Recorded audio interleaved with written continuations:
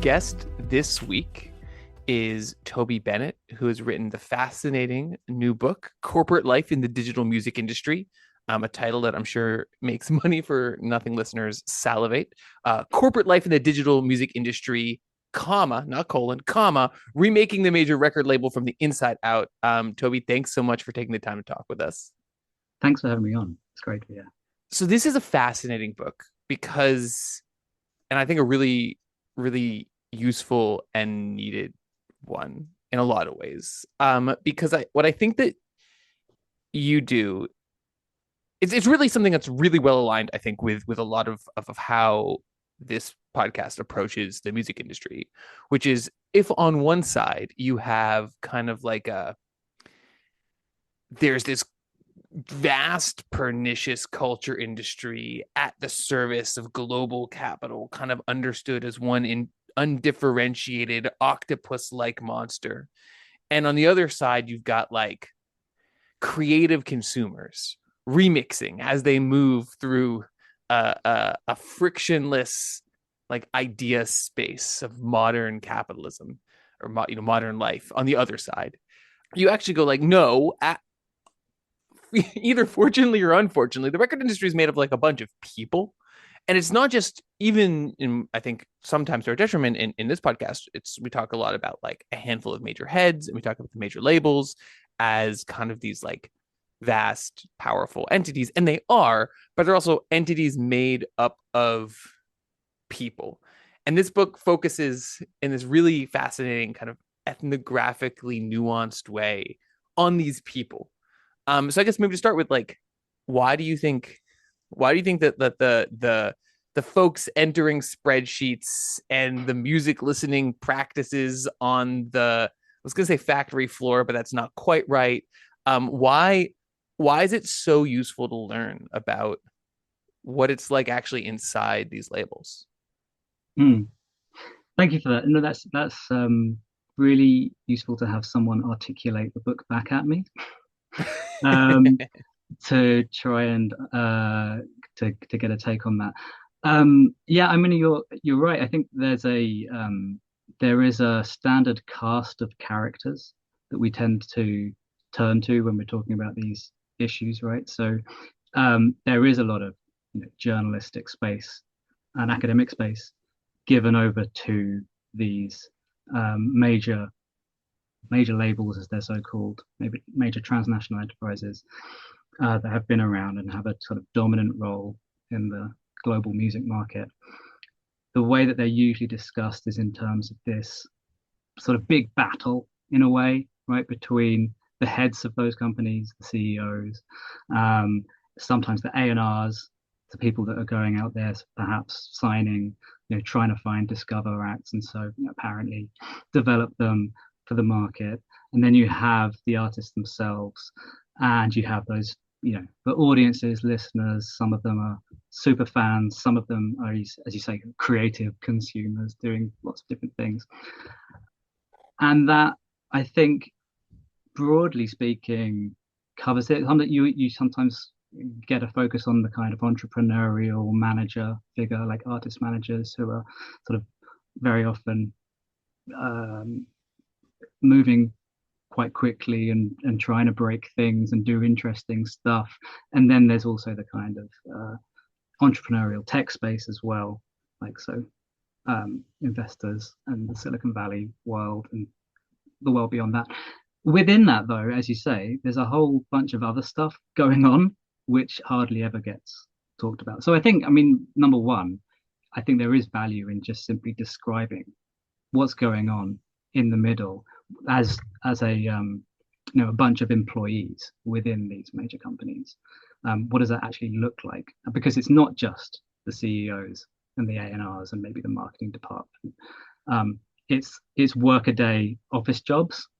And I'm just kind of interested in the fact that those jobs exist and that they're peopled by people who often identify as like major fans or listeners, and sometimes are active creators themselves. Sometimes they have their own creative careers or they manage, so they're doing lots of other stuff as well. And at the same time, they are sort of just keeping the operations of the organization running. And the fact that they have to keep it running is an important thing, right? This, you can't kind of take it for granted that the machine will just can't run on its own terms. There have to be people like actually carrying out the tasks that get this stuff done. And I think that's an important thing just to pay attention to before we get on to any of the kind of broader questions about whether this is good or bad for music culture, whether it's fair for artists, whether it's kind of right or wrong, and what happens. I think it's so. It's just, I think, beyond anything else, it's simply just trying to describe that.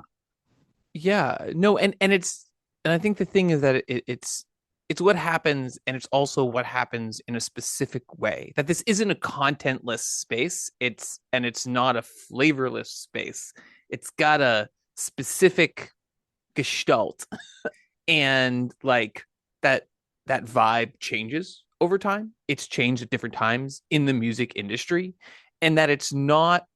And I really like this. It's like, wow, this is, you know, these are profit driven enterprises. There's a bunch of different ways, and this is one of our major themes in this podcast. Like, there's a bunch of different ways the music industry could be constructed and still make money. And part of it is that there's a culture. There's like a culture of major label dumb, and it's a specific culture, and it matters quite a bit. If only because whoever succeeds Lucian Grange someday, if he's not like a Futurama head in a jar, like For his son. yeah, or his son. No, but even his son will have come up through this industry or this set of creative industries, and will be have been shaped by his passage through it. Yeah, yeah, right. So, I mean, I dwell quite a lot on that internal culture and the way in which people identify themselves as music people. And if you ever hear Lucian Grange talking about anything, and this is the way he tends to pitch himself, is as first and foremost a music person running a music company. That's part of his rhetoric, and we Yeah, can take that or definitely. leave it. But we can sort of accept that or we can contest it. But it's really important to register the fact that he feels it's important to do that over and over and over again, and has at every stage, at every kind of acquisition or every IPO or every kind of investor meeting, right? This is a music company for first and foremost, and it's really, really important that it remains in the hands of music people. That's not my opinion, right? It's me kind of parroting No, no, that no. He's position. really explicit about that.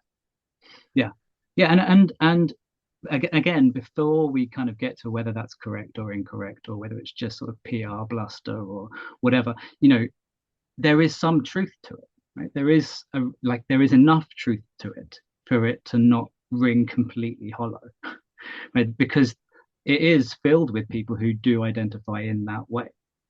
Number one, and number two, I think there's an important dynamic that's being alluded to when he does that, which is that, like him or hate him, he's the kind of last line of defense between the music side and essentially big tech Yeah. and finance capital.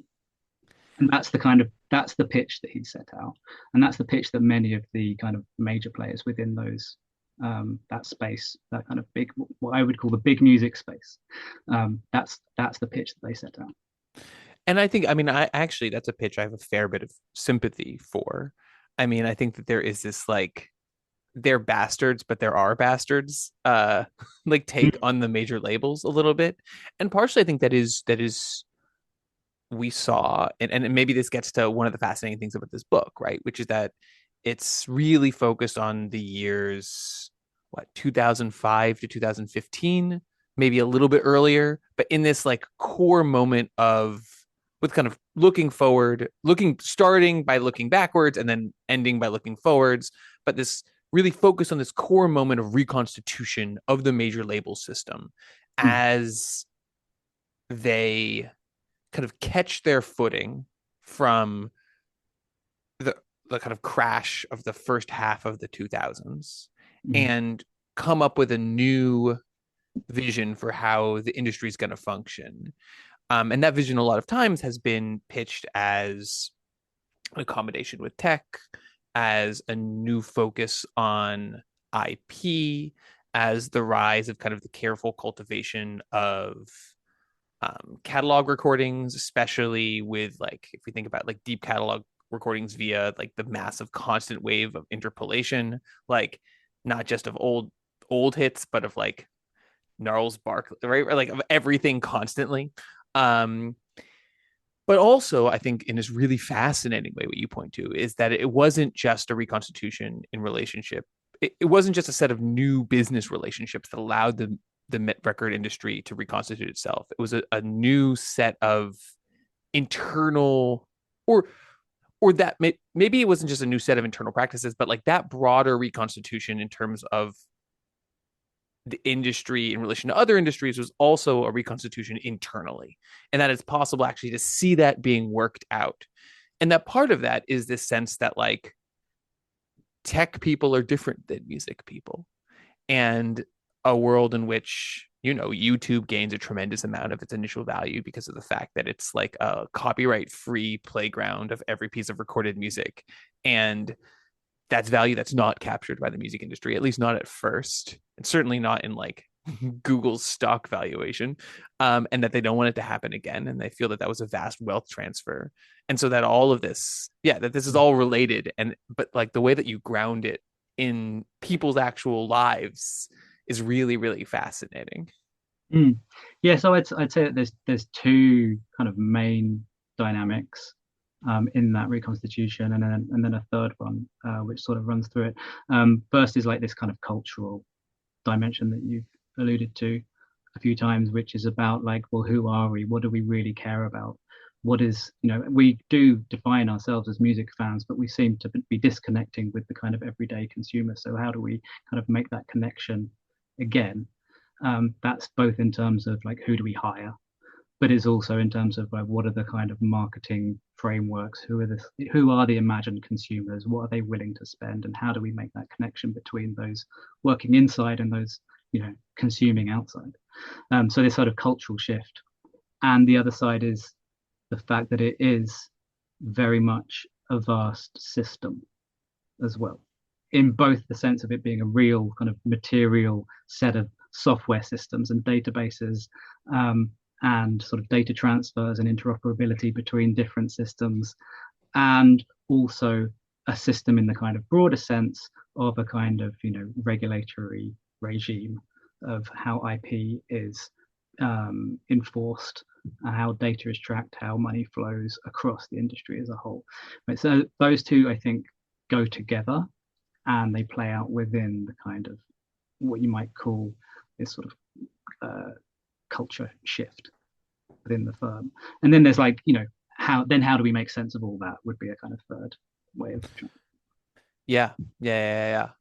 And so maybe I want to start with one of the really interesting like observations, and this is one of the early chapters that kind of sets the stage for, I think, the stakes of this reconstitution, which is, I think, like the space from Metallica suing its fans to like The Voice, basically, right? Or Metallica suing its fans to American Idol, which is happening right around the same time. Mm-hmm.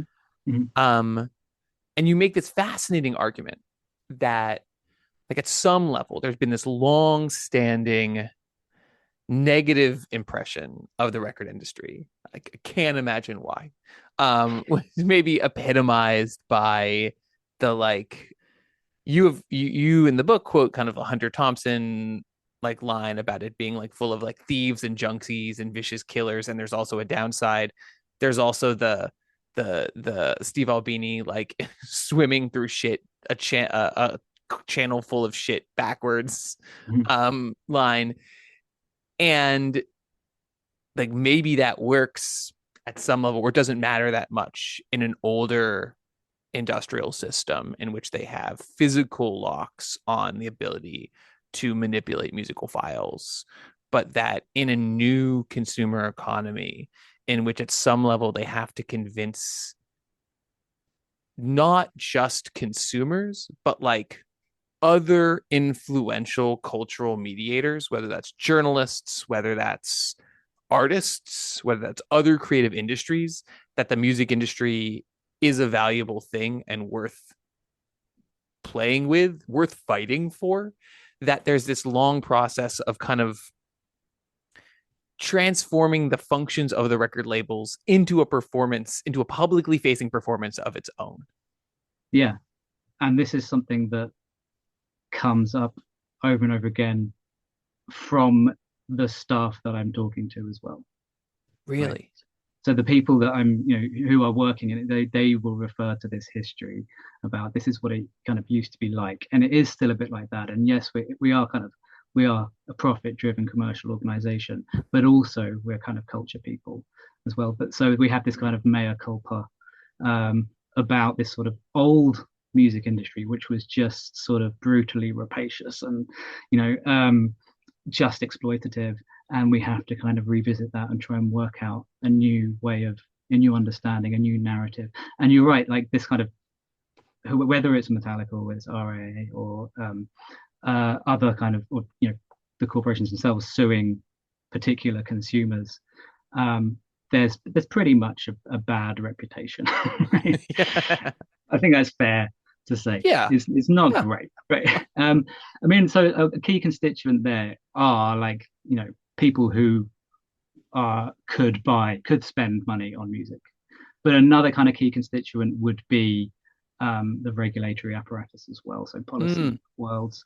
that's smart. Yeah. And in the US, and it works out in one dimension in the UK, which is what I'm kind of more empirically kind of focused on. It works out in a slightly different way in terms of how government is trying to kind of get to grips with this new thing, the creative industries or the creative economy. Right. So there needs to be kind of some broader narrative about actually, yeah, we've done some bad shit, but we're the good guys, really. And I think American Idol or Simon X Cowell Factor, somehow. The Simon Cowell sort of figure emerges not to kind of be the good guy, but as a kind of space where that battle can play out, right? And everyone hates it, but also everyone watches it. And so what the kind of gambit of the program is that what we're going to do is we're going to put the process of finding, discovering talent, making decisions, trying to work out whether this is a mass marketable figure that we've got in front of us, a talent that everyone can connect to, and saying, yes, no, there is a commercial imperative here. How do we make this sell? How do we reach people? So putting all of that kind of decision-making process on display for people to watch and also to participate in as well, sort of is a kind of nice little microcosm of the kind of broader shift. Right? And Simon Cowell is such a fascinating figure in that Mm, regard because the mm, character he plays, and I have no idea if this is him, certainly he makes it seem as if it is indeed him, is like if he came on as Goody Two Shoes, he wouldn't be able to accurately represent people's perceptions of what the record industry is. And mm, actually, if considered from that perspective, I never thought about this before. This is really, really interesting. Like from that perspective, he needs to be an asshole, and he is mm, on the show, famously a jerk on the mm. show, because otherwise he wouldn't be able to represent what the music industry is, which is like not famously full of like super nice guys, but also he portrays himself like as a jerk in the service of something difficult and as a jerk that needs to be a jerk in order to produce something that could not exist without his assholery. Yeah, and, yeah, and right. it's fascinating. It's a effectively convincing performance of why you need to be mean, why the record industry needs to be mean. Yeah, yeah, right. That's the argument in a way, right? Or that you can at least understand the logics that are at play here.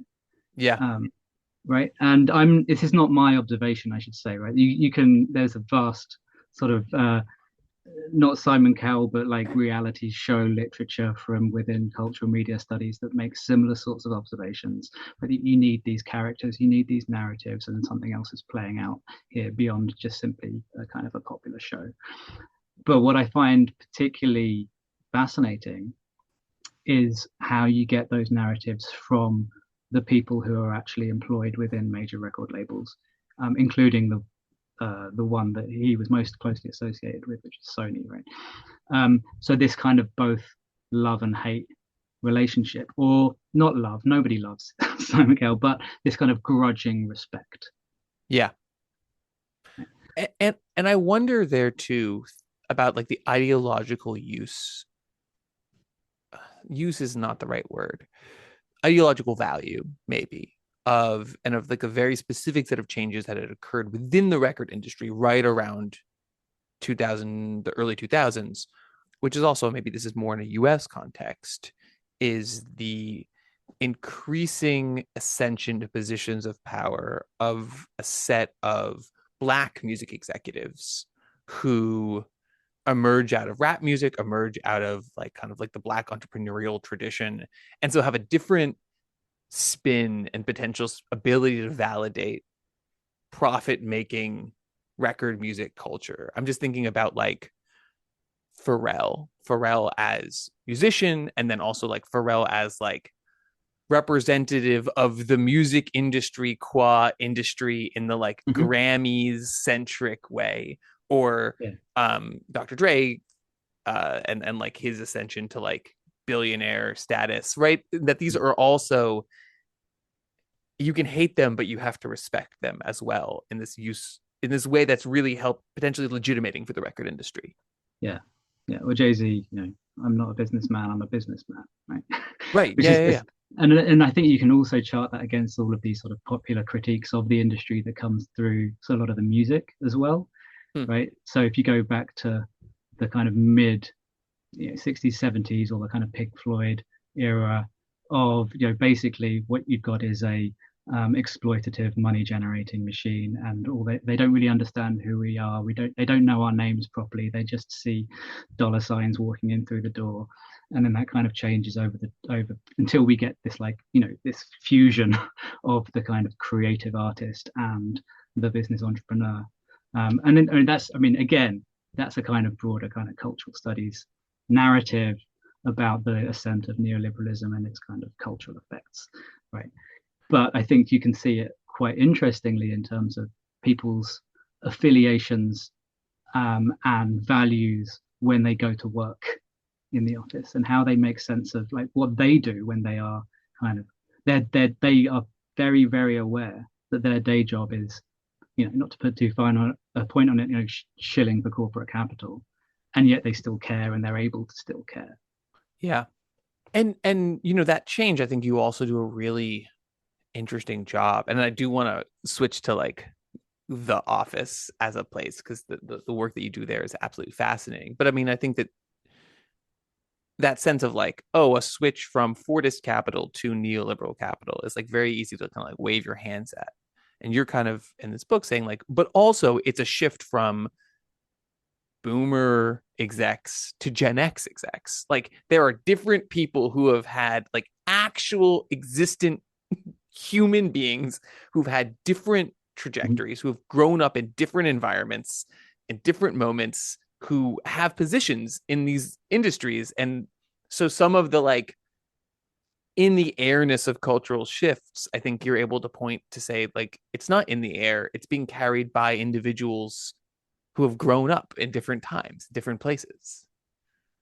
Yeah, so their work has to kind of make sense to them, but they Yeah. have to kind of derive some kind of value to it. And this, I mean, I use the terms quite freely.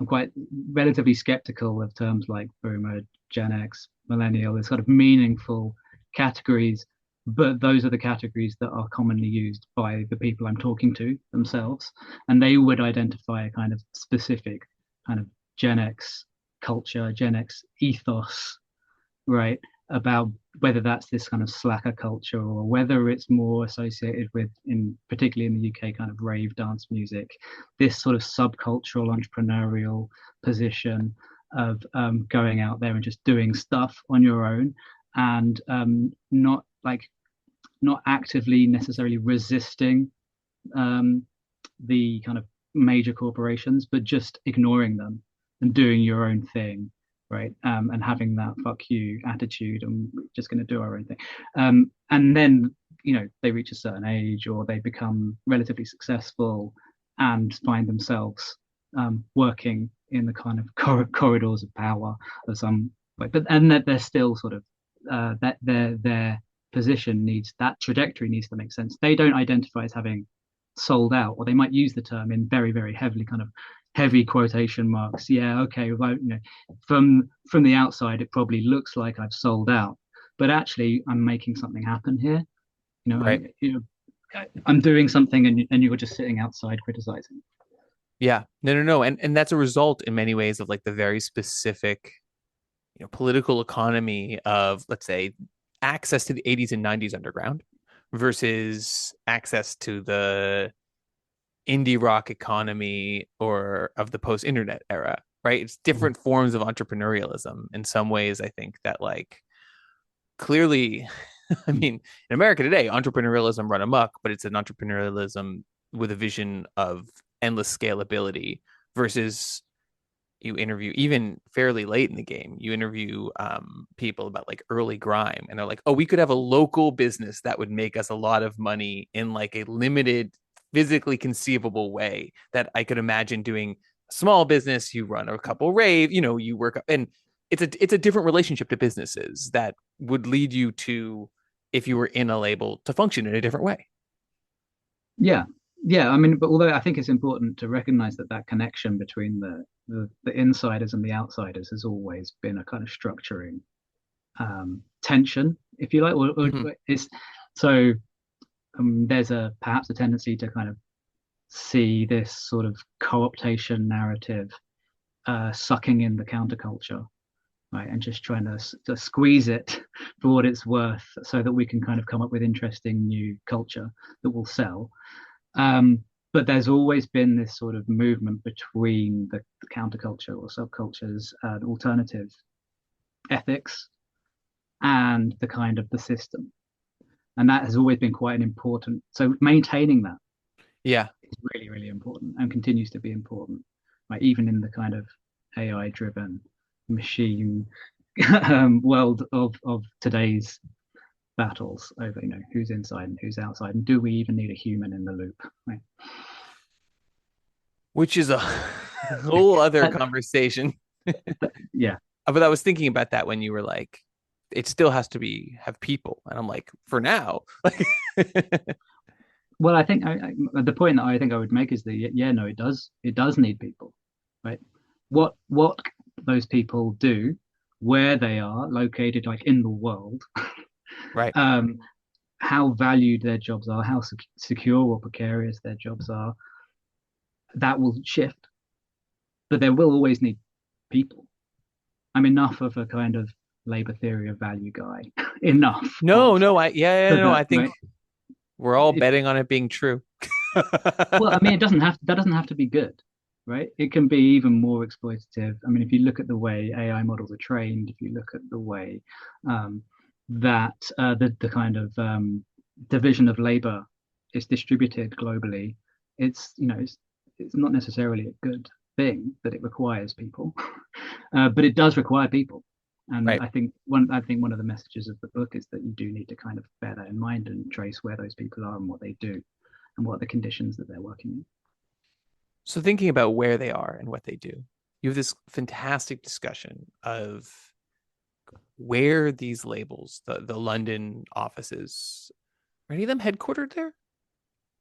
Which, Oh, you mean their international headquarters? yeah, No, no longer. no longer. So There up was a time. until up until 2012, 2013, right? EMI's Right. headquarters were there, and then it got absorbed into Universal, and then yeah, it depends on how you define a headquarters, right? It was the headquarters of the international world as opposed to the US centric world. But anyway, they're important nodes. They're important nodes. Yeah, yeah, yeah, yeah. And BMG is anyway, that's Yeah, yeah. um but they're these big offices, and they're all in a relatively limited Mm. area. So can you just tell us about, yeah, I guess tell us about the area, tell us about the offices. It's I this mean, kind of yeah, fascinating portrait. again, they were, right? And that is another thing that has shifted a little bit. But the area is Kensington and that part of London, which is in the kind of southwest of London. And there are a cluster of buildings where the kind of major headquarters are located, and also some of the kind of peripheral satellite firms and the kind of suppliers. So recording studios and major media companies like Disney or whatever are all roughly in that part of London, and have been for some time. And even while the kind of major acquisitions and mergers were going on, it was essentially sort of handing over property portfolios to one another, within the same sort of physical space of London. The reason it's there, I mean, there could be different arguments. One is a kind of cultural history of the area, which is based in sort of Notting Hill, Chelsea, and this sort of reggae punk, post-punk history, where there was a lot of, Malcolm McLaren, Vivienne Westwood were kind of big names as being important in the kind of Kings Road punk scene Mm-hmm. around Chelsea. And there's a lot of reggae, Notting Hill Carnival. There's a big West Indian community, people who moved there post-war decolonization of the West Indies. So that part of London is quite mixed, and I guess comparable to certain parts of New York. Another reason would be, it's quite close to the Heathrow Airport, right? Which is, if you're a major international company, that's quite important. It used to be relatively inexpensive to buy property there. If Mm-hmm. so something like a small-ish label like Island Records would have had offices just down the road, and until that was acquired, and that actually they retained their offices until halfway through the period I'm talking about, when that was consolidated. And right, so there's this kind of property, like physical property narrative going on there as well. And what it means is that there's actually not a huge amount in the way of like cultural life going on. It's Hmm. not any longer a great sort of music scene for the kinds of people that I'm speaking to in these companies. But there is a lot of back and forth between these. They will be bumping into each other in the supermarket. And very often you leave one company and walk 5 minutes down the road and start a job at your rival. And so there is this sort of densely compacted workforce, is what I'm saying. That did, as I say, that did shift a little bit, and there has been some relocation up to North London, Universal, parts of Sony's office, some other companies like the Collection Society, PRS, Performing Rights Society, are now co-located with the likes of Google. YouTube offices are just outside, Hmm. and Facebook has, did a major investment in an enormous set of offices nearby. Also, some sort of creative universities like the University of the Arts is sort of in that region. There was a small cluster of small recording studios. Anyway, the important point is the geography is important. Yeah. And so it creates like a sense of, and do the people who work in these industries tend to live in the area or No, in, no. no, no, no longer. And that's something that they would complain about, right? We have this long commute, and actually, like, it's the worst underground line. The tube line is like it's like the Circle line, which is really old and rickety, and it doesn't go very often, and it keeps breaking. And even when it does, there we've still got to walk from the station like a number. But it was seen as sort of like a little bit. It had outstayed its history. Yeah, no, they didn't live there, and actually, that part of like the part of West London that I was talking about is now home to some of the richest people in London. So there'll So be lots of, probably some of the richest people in the world then. well, yeah, exactly, yeah. It's an investment site for Ah, international oligarchs and investors and royal family, right? So we're not too far from Buckingham Palace and Kensington Palace and these sorts of things, right? And so, but there is also this long-standing local community who aren't by any means rich at all, right? So it's actually the most unequal borough, a bit, or one of the most Huh. unequal boroughs of London and indeed of the UK, I think. So it's this kind of strange place to be located as well. So you have all these young, the people who kind of staff this. They come in from various parts of London. I don't know if there's like a specific areas. Like I know New York geography. Like they're not all Mhm. whatever the Many London of them equivalent of Bushwick is. Like Many of them would have been in sort of East London, Shoreditch, which is the kind of ah yes, has history of being this sort of hipster area, and is now no longer affordable to live in. there's But an Ace Hotel, I, yes, which is the sign of a properly gentrified enclave. I feel like yeah, yeah, so they come from a different part of London. They kind of go on the rickety train. They get off and then they walk into the offices and all of this is like creating this not quite esprit de corps but like an insidery sense. They get off the train, they walk into the offices, and then you've got this amazing description, and I think really the more I think about it the more I like it, of the complex music politics of the office. And by music politics I mean, um as a right out of college I interned for a an unpaid internship that was paid. We were paid in records, which was a later turns out to have been was a participant in a class action lawsuit because this was not legal at a company that was later that an independent vinyl seller that was purchased by Warner because they had developed software that Warner thought was valuable. And so they had already, by the time I was interning there, already purchased, but not yet incorporated. And so this a long discussion just to be like, I remember these music politics and hadn't thought about them for an extremely long period of time. By which I mean the music politics of what is being played in the office and what does it mean when you're both defining yourself as a music fan, but also there at some level in the mm, service of selling music and yeah. what the music that is being played means. Yeah.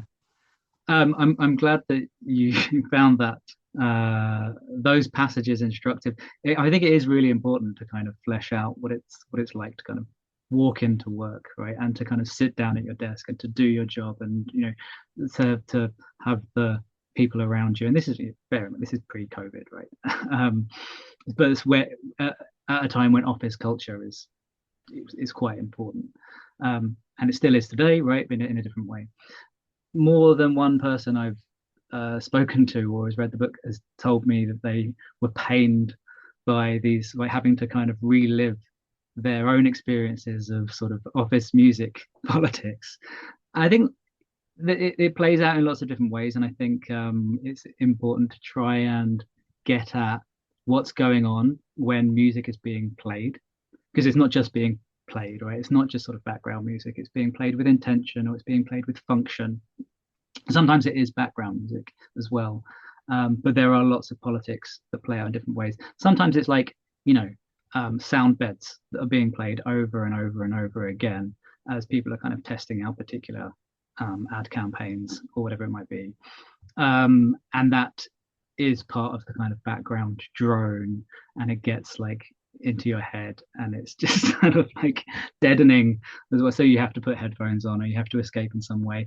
Other times it's like control of the office stereo, which was, an important thing because it's important, or it felt important, or it's deemed important to publicly perform your music tastes, to showcase that you do actually know what you're talking about, that you have some kind of depth of knowledge, or that you're aware of stuff that's going on right now or that nobody else has heard of. So you're performing this sense of fandom, consciously or subconsciously, but very often like people challenging each other, like explicitly to Yep. do that. Like, have you heard this? Right? What do you mean you haven't? You've never listened to this kind of Sparks B-side from 19 like wait, um or like challenging each other with taste boundaries as well, like trying to push each other for. So there's this kind of performance aspect as well. Headphones become important as well as the stereo, as well as the kind of background noise of TV ads and so on. So there's like cacophonous. Other times it's like I had one. There's one anecdote which I thought was really really telling, which is when I went to interview a guy who was in charge of business development. So he's working Mhm. with a lot of sort of startups and small sort of music tech companies and trying to bring them on board or trying to work out whether they could be valued. And so I went to speak to him in the offices and I handed him the kind of interview consent form. And he was reading through it, and like one of the things that he has to look at is like, well, maybe there might be written descriptions of the office environment, and he's like, yeah, well, like everybody was playing music, right? And so he was kind of aware. He was showing that he was aware of what I might find interesting as a kind of Right. researcher, and he's also making an ironic comment because at that particular time the office was completely silent because everyone's got their headphones on. And so Right. like there's this sort of hyper reflexive idea of what it means and how you perform who you are and then there's a reality of how it actually sort of plays out as well. It's constantly a battle. Well, it was at the point that I was speaking to people anyway. And I think that when you were talking about the kind of taste boundary Mm. pushing, like it's a very like a if anyone's seen the movie High Fidelity, like where they're like, what do you mean, little, what do you mean you like the Righteous Brothers version of this song? It's all about Mitch Ryder and the Detroit Wheels. Mhm. But so, which is very much like establishing underground bona Mhm. fides that are based on a specific like countercultural vision. Often you talk Yeah. about like them playing, I don't know, death metal or 180 BPM drum and bass, but also they're not independent purists. They're in the heart of the system. And Mm. so it seems like Mm. this fascinating Yeah. ideologically structuring, like this is how you get the habitus of being a record person, of saying like, oh, I have the taste to understand underground music, but also, I don't know, this, I'm trying to think of like 2012, like this Gwen Stefani song Mm. is going to sell 1 million copies. And I Yeah, need to be able to there's do this both. there's this pragmatism as well, and there's this kind of degree of fluency between or working between different modes of talking. So you can at one moment perform your genuine like train spottery fandom, and then at the next moment you can recognize like a really clever marketing campaign or a really catchy hook or particular inflection of a certain singer that you don't particularly listen to but you recognize it and you respect it and you're able to have that kind of fluency of conversation with other people who have slightly different tastes but you're both on the same level in the sense that you both can communicate a respect for music, right? Right. And a respect for like the artistry of Hmm. corporate production. So the artistry of the music, but also the artistry of like yeah, of having a commercial sensibility and working out what sells, which is the $1 million question supposedly. But there is an art to it that it's been spoken of as being something that not everybody can do. It's not something that you can just switch on and switch off. Even working at one of these sort of major behemoths, right, who supposedly controls the market, actually there's an artistry to getting things heard and getting people paid. And it's really interesting thinking about this in relationship to kind of the discourses of poptimism, where I think previously I thought about this as kind of like a critical vocabulary developed for a variety of reasons, but one of them out of I mean, one as a reevaluation of a whole segment of artists that had been kind of incredibly unfairly dismissed, but also out of like a a reaction to changing structures of the music industry. And it's Mm. fascinating to hear kind of a new sense that maybe poptimism is also a structuring discourse at some level, like within the music industry. The idea that there is this, and it's, there, I mean, there's always been an idea that there's commercial art, and inside industries valuate a high valuation on commercial art, but it's a specific spin on how that works. Yeah, That, recognizing that it's something that's been made. yeah, Right? I mean, you referred earlier to the kind of the factory floor and then checked yourself, but like there's this sense that if it's not products rolling off the conveyor belt, nonetheless, it's something that has been thought about and crafted and put together and manufactured and packaged, and there is art like along that value chain, right? yeah, and that there's an awareness of that, and that's part of what it means to be working in a record label at Yeah. this moment, and part of that overall reevaluation of what they're doing. Mm-hmm. Yeah.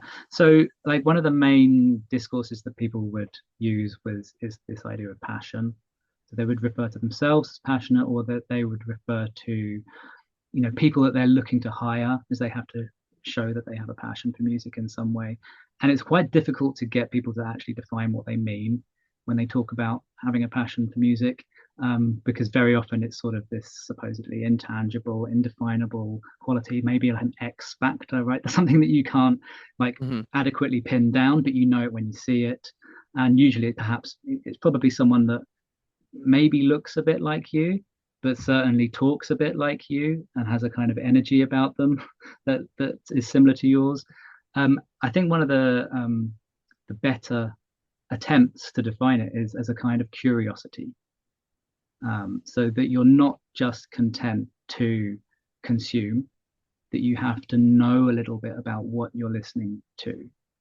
And you have to know a little bit about how it was made, how it was put together, and so that you're not just gonna like press the big play button on the screen and then sit back.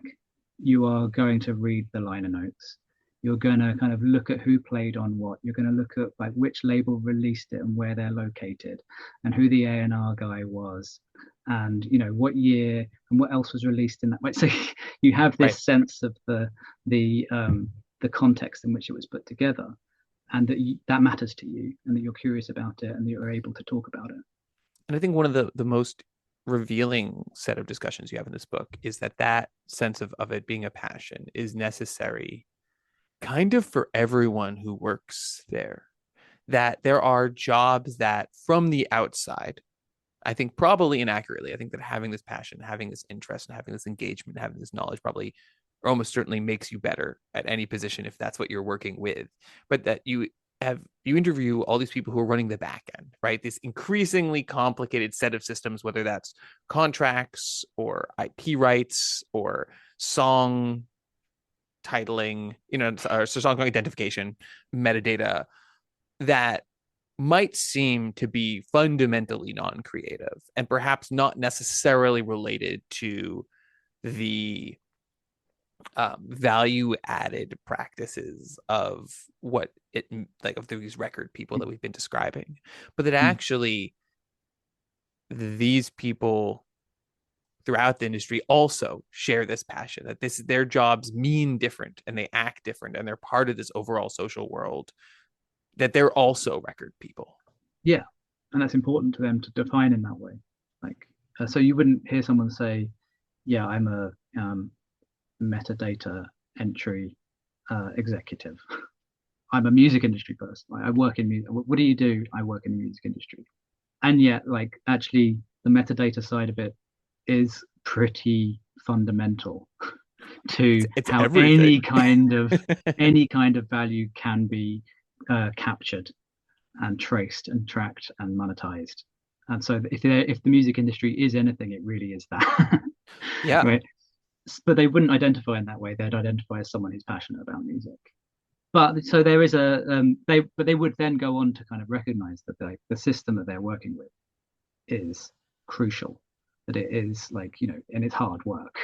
And, Yeah. to keep the metadata clean, or to make it compliant, with the various sort of standards that are required. That's a hard task, but it's routinized and it's boring, right? That's not what makes me a music person. What makes me a music person is I can go to the other side of the office and speak to the A&R person, and we can have a productive conversation, and hopefully they will take me seriously, and they won't just say, "What do you know? You're just the data guy." Right. So I mean, I maybe should also say that there are other people who do do have a much more pragmatic view of things, and they would simply tell me, what matters here is the fact that I've sold a load of records, or that I got a load of plays, and that's the thing that matters. And actually, we can talk and talk and talk about music, but actually, that's just talk. The thing that really matters is like, and they would consciously sort of buy out of that discursive struggle. right. So that's in there as well, right? But I think that there is that fluency is quite important. You do see that at every level, from the kind of data entry assistant up to the CEO. So maybe as we just start kind of winding down here, I think one of the really final parts of the book that's really fascinating is, and to me that I found really convincing, as this process of like cultural legitimation, Mm. and restructuring that you define here, is not just that there's kind of the emergence of what does it mean to be new definitions of what it means to be a music worker. What does it mean to work for a label? How do you balance the relationship between creative expression and corporate profit? What's the value you're adding to the world? And that doesn't just exist in the industry, that there's actually kind of like a to use an AI term, like back propagation, um, where there's a new set of infrastructures and institutions designed to kind of produce these new forms of record people, and these new that kind of start to proliferate through the UK and the US as well, and that are funded in many cases by the industries. Mhm. If you could just talk a little bit more about what you see that as doing, and how you see that as what role you see those new training programs as playing in this system that you've described. That's another dynamic that I want to draw on, which is to say that these people don't come out of nowhere, and they don't exist in a vacuum. That there's other stuff going on. What I particularly point to is higher education and the growth of music business degree programs, and people are coming out with qualifications that are very, very specific to this one industry, that are then valued or not valued, as the case may be. And there's a whole Right. tension there, right? Is the knowledge that you've gained through book learning as important as the knowledge you gain from the streets, et cetera, et cetera, et cetera? But what becomes more interesting to my eyes is the kind of the cross-disciplinary expertise that gets Hmm. picked out. So sure, you can't teach taste unless you're like in the high fidelity record shop, right? But you can't do that through a university program, and you can't really do it through an industry training program either. You either have it or you don't, and you understand it and you can talk about it, or you don't. But the thing that you can teach perhaps is business sense, understanding what makes a good deal, or what makes a good campaign, perhaps. But at the same time, you still have to put those together with this idea of what's new and interesting, and what matters to people. What I think becomes much more prominent, though, is the kind of data and tech discourse, and being Hmm. able to blend the kind of cultural fluency and the business pragmatism together with this kind of technical expertise, or at least literacy, right? Because there are a lot of people I spoke to and circulated around, who just did not have any degree of technical literacy at all, to the point where certain figures from a certain generation would refuse to use email, right? I was still sending and receiving faxes, right? So there's this kind of, that's a non-trivial shift. that happens, a degree of sort of technical literacy, and it is patterned by age, very often in unhelpful ways. So the idea that a training program can then come in and mediate that Hmm. and give a degree of sort of professional fluency about your ability to like do all of these things and sit in the middle and draw the connections together and speak the different languages, that becomes really, really important. And what you see certainly in recent years is a kind of proliferation of industry internally developed training schemes that seek to do that without the kind of baggage of a 3 or 4 year degree program or a Oh, 1 or 2 interesting. year master's program that are then, in King's Cross, in the kind of newish cluster there. One of the institutions there is a small-ish music industry education provider attached to recording studios, where they do that kind of training, and it is accredited training. You also get programs that are attached to places like Abbey Road, which are supposed to be about sort of, startup development and entrepreneurial mindsets and developing technologies, but also being in that culture. And so that kind of an ecosystem also becomes an important, what is the knowledge that you need? What is the expertise that is required? What kind of disciplinary training? That's become quite a kind of a difficult negotiated terrain, I think, and will Yeah. continue to. It's really interesting because I'm also thinking about this that this I've seen similar types of institutions exist for the artist side as well, right? I'm thinking about the now gone, but for many years the academy part of Red Bull Music Academy, right? Some of the the Clive Davis School, like that there's a need to produce not just the workers internally to these industries, but also the more air quotes creative workers as well, creative workers able to interface with this new generation of record people in order to keep this industry going. Or very much marketed as being able to do it all yourself, right? Yeah. And I saw a proposal the other day, which was about like, why do you need a manager anymore? Actually, that person's just siphoning off value. You can actually outsource everything yourself, and you become this sort of outsourcing package. So this is like, yeah, remaking or reimagining your creative persona as also a business enterprise becomes part of that.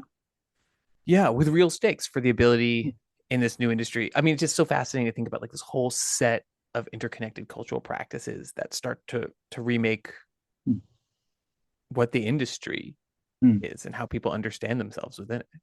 Yeah, and I think it's such a widely circulated discourse, and I find it so uh, annoying um, because it draws so much attention away from actually like the less glamorous stuff that needs to happen is important stuff, and that goes for whatever model you want to look at. And I focus in on the kind of corporate, like the if you like, the most capitalistic end of the sector to show in a way the kind of highly structured division of labor that goes on.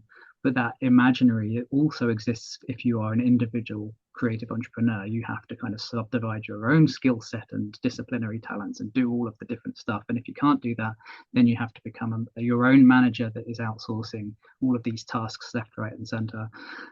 What gets lost in all that, I think, is this idea that there is a system, there can be a system that takes some of that away, that routinizes it, that distributes it, and that system could look different to what we currently have. And there is value in, and that system would require people. It would require mundane, boring, shitty jobs or just tasks that need to happen to kind of keep it running, to keep data clean or whatever, to keep things happening. You can't just gut everything and chop out all of the intermediaries and get rid of the middleman completely, right? There has to be something. If you want to have any kind of a music culture that goes beyond a very, very locally centric, scene that does have any aspiration to kind of connect at a broader scale, there needs to be some kind of system going on. But that doesn't necessarily mean it has to look like the system that currently dominates, right? Yeah, I agree. And I mean, that for me, talking to you, that this remarkable takeaway is, I think that actually the artist doing it all themselves. I mean, for it is totally recasts that discourse for me. That actually, at least part of the benefit of that entrepreneurial discourse among artists and creatives, air quote creatives, is the ability to interact with a music industry that's talking about itself in a fundamentally different way, and that's thinking about itself in a different way, maybe. That like this is all part of broader changes, and that identifying them on all the sides, like you're saying, is maybe how we can start imagining anything else. Yeah, and I think that there are alternative models. There are kind of other ways of sort of managing things, and it's not really for me to say, I think this one or that one, but recognizing that there is an archive there, that there is data attached to that, and that there is value that scales beyond the kind of immediate individual. It's a good place to start and to recognize what a kind of collective approach to valuing any kind of culture entails, which is work. Well, Toby, thank you so much. This has been a fantastic conversation, and I really appreciate you taking the time. Thank you very much. It's been great.